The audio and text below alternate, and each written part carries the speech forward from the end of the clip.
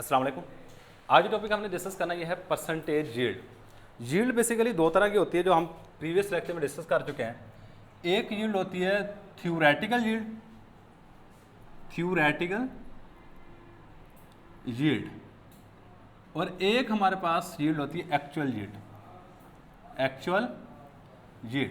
Theoretical yield ख्याली yield होती है, ख्याली पैदावार होती है, जबकि एक्चुअल यील्ड असल वाली होती है। मसलन थ्योरेटिकल यील्ड हमेशा हम कैलकुलेट करते हैं बैलेंस्ड केमिकल इक्वेशन से, और एक्चुअल यील्ड एक्सपेरिमेंट करने के बाद हमारे पास आती है। ये हमारे पास एक न्यूमेरिकल है, इसको भी सॉल्व करेंगे, इससे आपको अच्छे तरीके से पता चल जाएगा थ्योरेटिकल यील्ड से क्या मुराद है और एक्चुअल यील्ड से क्या मुराद है। बेसिकली जो आज हमारे पास टर्म है यह है परसेंटेज यील्ड। अच्छा, परसेंटेज यील्ड के रेलेवेंट पास पेपर में ना एक क्वेश्चन आ चुका है। वो क्वेश्चन क्या है? वो कहता है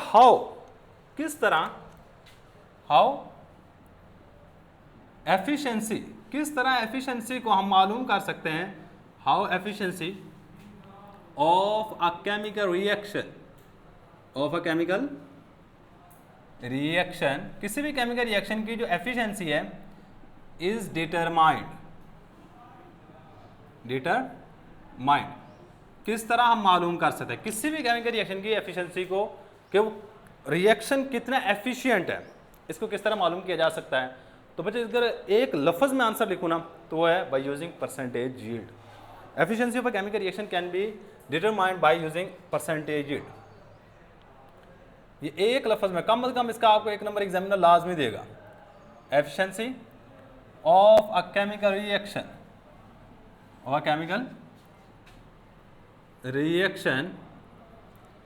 is determined by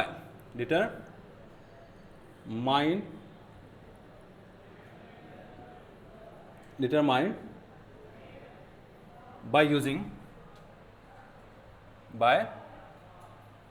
percentage yield। अच्छा, परसेंटेज यील्ड की आपकी बुक में प्रॉपर डेफिनेशन नहीं दी गई, सिर्फ फार्मूला दिया हुआ है। परसेंटेज यील्ड होती क्या है जरा गौर कीजिएगा। ये फार्मूला पहले लिखूंगा, बाद में फार्मूले से डेफिनेशन बनाऊंगा। Percentage yield is equal to, ऊपर आपने रखनी है actual yield divided by theoretical yield multiply by 100। ये हमारे पास फार्मूला जिसको हमने यूज करके इस न्यूमेरिकल को भी सॉल्व करना है। अब परसेंटेज यील्ड का सिर्फ आपकी बुक में क्या दिया हुआ है, फार्मूला दिया हुआ है, लेकिन इसे हम डेफिनेशन बना सकते हैं। देखो, आपने ना मैथ में एक चीज पढ़ी है कि 5/9 लिखते हैं, तो आप इसको 5:9 भी लिख सकते हो। आप ये कह सकते हो कि it is a ratio between 5 and 9 या 5:9 कह सकते हो। अब मैं ये कह सकता हूं कि बेसिकली परसेंटेज यील्ड बराबर होती है ratio between actual yield and theoretical yield multiply bye, मतलब डेफिनेशन ही बनानी है ना, प्रॉपर डेफिनेशन तो नहीं दी हुई, लेकिन हमने फार्मूले को यूज करके इसकी डेफिनेशन बना रहे हैं। सही है, तो डेफिनेशन क्या बनेगी? Percentage yield is equal to the ratio between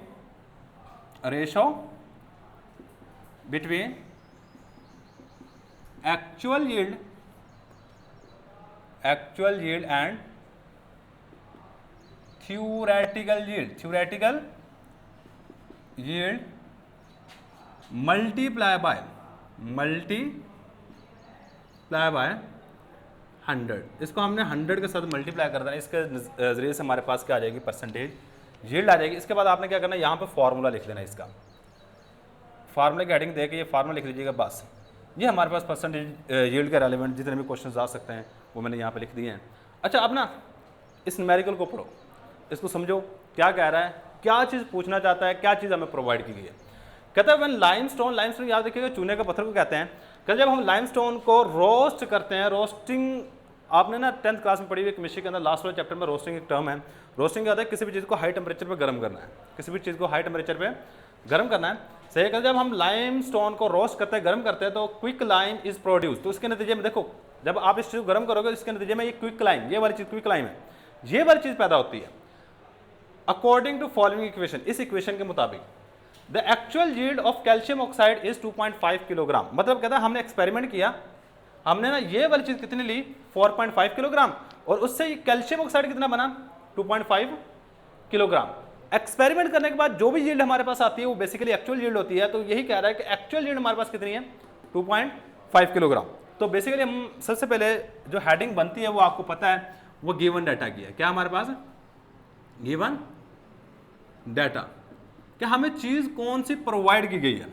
तो गिवन डाटा में हमारे पास अगर देखा जाए तो actual yield of calcium oxide दिया हुआ है, एक्चुअल यील्ड दी हुई है, actual yield of calcium oxide is equal to 2.5 kilogram, 2.5 kilogram.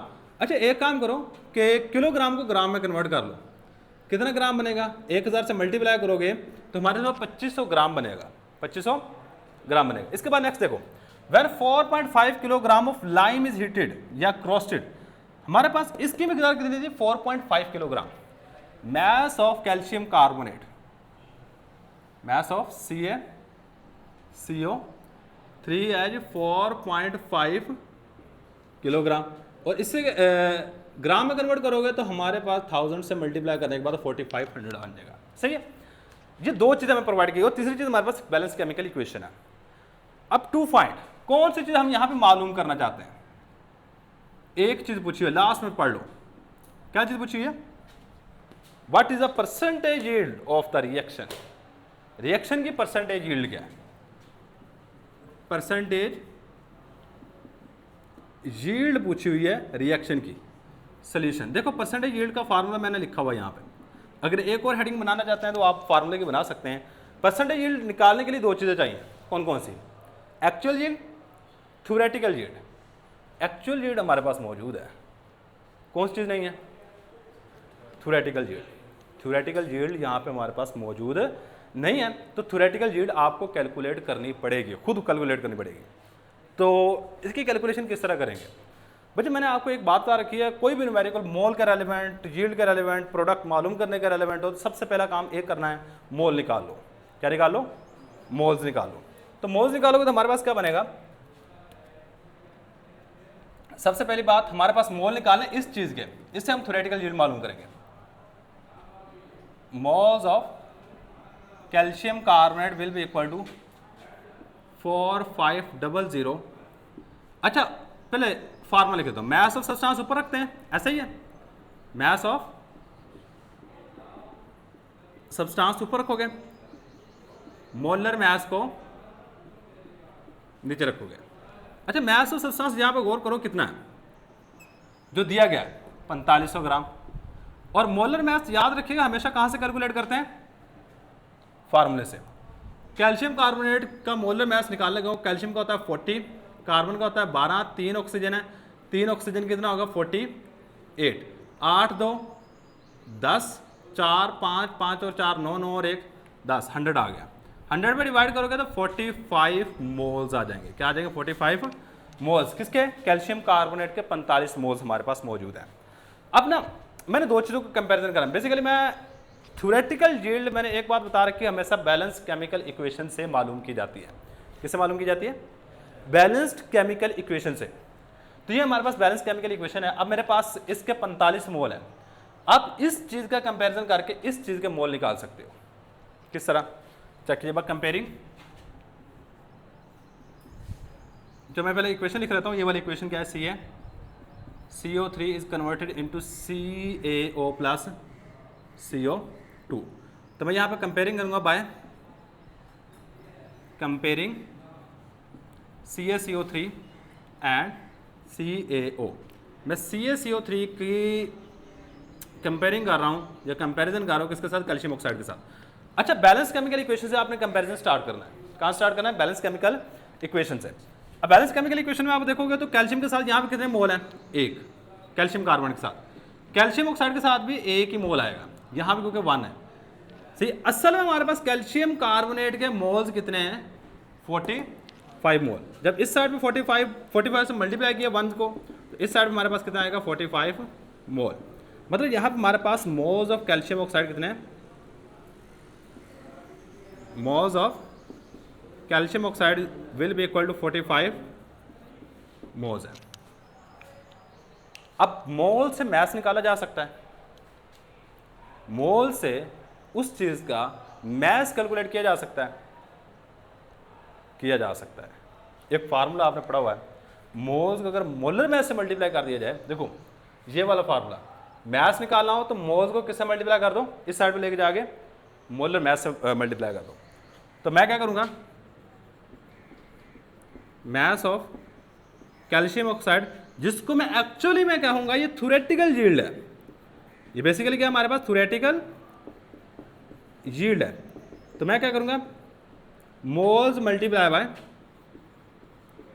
Bye molar mass. Mole कितने मेरे पास 45, कैल्शियम ऑक्साइड का मोलर मैस कितना होगा, कैल्शियम ऑक्साइड का मोलर मैस निकाल लगाऊं तो बच्चे कैल्शियम का 40 होता है, 40 प्लस 16 56, तो आप इसको मल्टीप्लाई कर दो 56 के साथ, क्या आंसर आएगा 45 मल्टीप्लाई बाय 56। अगर किसी पर कैलकुलेटर है तो इसको कैलकुलेट करो जल्दी से, सही है। अब जैसे ये वाला फार्मूला आप यहाँ से अमाउंट निकाल लोगे, वो हमारे पास असल में क्या होगी, थ्योरेटिकल यील्ड। अब आपके पास एक्चुअल यील्ड भी है 2520, चलो, और साथ में क्या यूनिट क्या आएगा, ग्राम।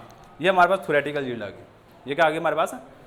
अब थ्योरेटिकल यील्ड भी है, एक्चुअल यील्ड भी है, फार्मूला लगाओ, इसको सॉल्व कर दो, क्या होगा हमारे पास formula, percentage yield will be equal to, percentage yield will be equal to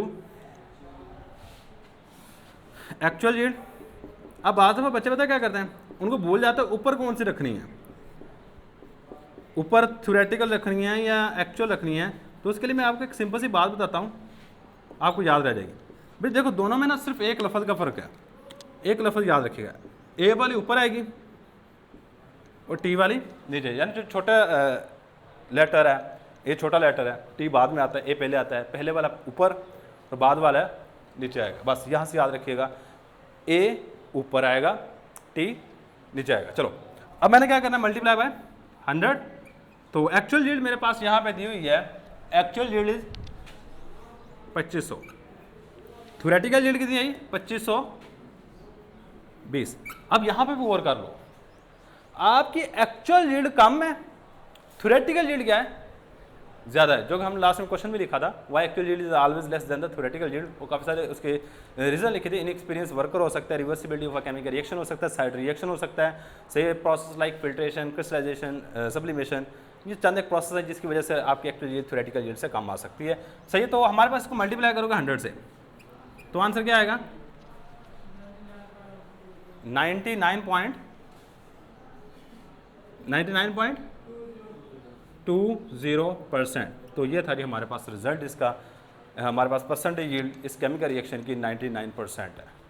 क्या अच्छा याद रखिएगा, किसी भी केमिकल रिएक्शन की एफिशिएंसी मैंने वहाँ पर लिखा है, एफिशिएंसी उतनी अच्छी होगी जितनी उसकी परसेंटेज यील्ड अच्छी होगी। मतलब ये रिएक्शन की एफिशिएंसी बहुत अच्छी है।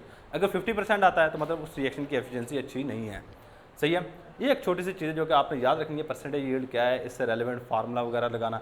इस तरह के एक एमसीक्यू शॉर्ट क्वेश्चन ना, सॉरी न्यूमेरिकल आपके एक्सरसाइज के अंदर भी मौजूद है। आई थिंक लास्ट वाला न्यूमेरिकल सेम एग्जैक्ट इस तरह का, सिर्फ कंपाउंड चेंज होगा, थोड़ा सा उसकी वैल्यूज चेंज होगी। तो ये हमारे पास आज का लेक्चर। अल्लाह हाफिज़।